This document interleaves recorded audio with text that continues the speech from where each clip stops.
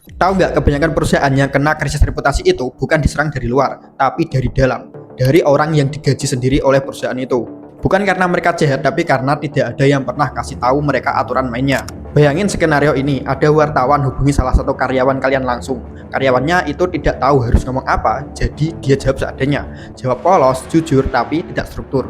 Besok paginya pernyataannya jadi headline berita, dan perusahaan kalian tidak punya kesempatan untuk mengklarifikasi sebelum narasi itu menyebar. Atau skenario lain, karyawan kalian curhat di medsos soal kondisi internal perusahaan. Bukannya jahat, cuma ngerasa capek dan ingin didengar. Tapi satu postingan itu cukup untuk bikin publik mempertanyakan kredibilitas perusahaan kalian. Dua skenario ini bukan fiksi, ini terjadi setiap hari di banyak perusahaan yang tidak punya satu hal, SOP komunikasi. Nah, ini tiga hal yang harusnya ada di setiap perusahaan sebelum krisis itu datang. Satu, tentukan satu pintu komunikasi. Hanya ada satu atau dua orang yang punya otoritas resmi bicara di media atau publik. Karyawan lain yang ditanya wartawan cukup jawab satu kalimat. Untuk informasi lebih lanjut, silakan hubungi tim komunikasi kami. Simple tapi efektif.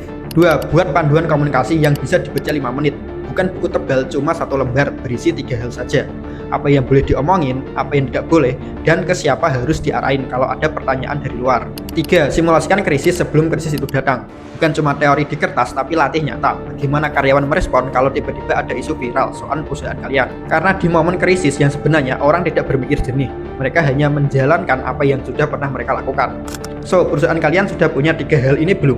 Tulis pengalaman kalian di kolom komentar.